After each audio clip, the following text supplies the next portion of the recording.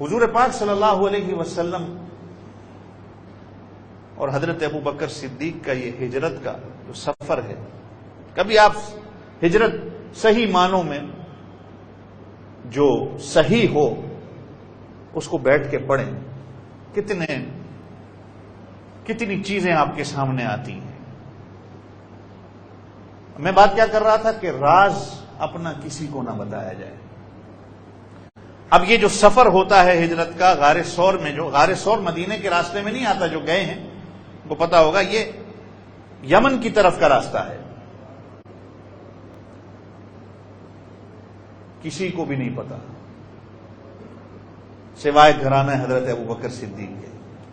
حضرت ابوبکر صدیق کے بیٹے حضرت عبداللہ کو پتا ہے، ان کی بیٹی حضرت اسماء جو حضرت ام المومنین عائشہ رضی اللہ عنہا کی بڑی بہن ہیں ان کو پتا ہے، یا حضرت ابوبکر صدیق کے غلام عامر بن فہیرہ ان کو پتا ہے کہ حضرت ابوبکر صدیق اور اللہ کے رسول کہاں ہیں۔ آج ہم بھی جب کسی کو راز کہہ دیتے ہیں نا، وہ راز کیا کہ برسر چوک وہ پھیل جاتا ہے، کسی کو بتایا جاتا ہے۔ میں بھی بے وقوف بن کے کسی کو کہتا ہوں کہ آگے کسی کو بتانا نہیں، وہ بھی آگے کسی کو بتاتا ہے کہ کہتا ہے آگے کسی کو بتانا نہیں، وہ چلتے چلتے جو ہے وہ پورے شہر تک بات پہنچ جاتی ہے۔ اور ہمارے ہاں اس ہانگ کانگ میں تو کیا ہی بات ہے، ابھی تک تو جس بندے کے ساتھ خود واقعہ پیش آیا ہوتا ہے اس کو نہیں پتا ہوتا کہ دوسرے بندے تک پہلے پہنچ جاتا ہے، اور تب تک جو ہے وہ پورے گاؤں میں آگ مچ جاتی ہے، ایک آگ پھیل جاتی ہے، اور بات ہوتی کیا ہے وہ چلتی چلتی کیا بن جاتی ہے۔ یہ تو ہماری یہاں کی عادت ہے لوگوں کی، بہرحال اللہ ہدایت دے سب کو۔ تو اپنے راز کسی کو نہ بتاؤ، جو کام آپ کے ہوتے ہیں وہ اپنے حد تک ہوں۔ اللہ کے رسول صلی اللہ علیہ وسلم نے حضرت ابوبکر صدیق کو لیا، آپ صلی اللہ علیہ وسلم گئے حضرت ابوبکر صدیق کے گھر سے۔ یہ 3 دن جو ہیں غار ثور میں ان کے گھر سے کھانا آتا رہا اور ان کے گھر سے دودھ آتا رہا۔ اور آپ نے واقعہ سنا ہوگا کہ حضرت اسماء کو ملعون ابو جہل مارتا ہے تھپڑ، پوچھنے کے لیے کہ تیرا والد، جب پتہ چلتا ہے کہ اللہ کے رسول گھر میں نہیں ہے تو سب سے پہلے ابو جہل یہی کہتا ہے کہ ابو بکر کے گھر میں جا کے تلاشی لو، پتہ ہوتا ہے۔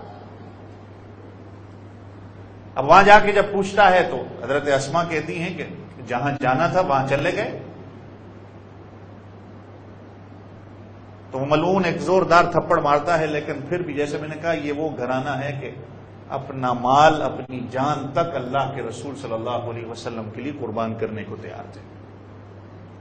اب حضرت ابوبکر صدیق رضی اللہ عنہ آپ صلی اللہ علیہ وسلم کو آپ نے اگر دیکھا ہے وہ غار ثور،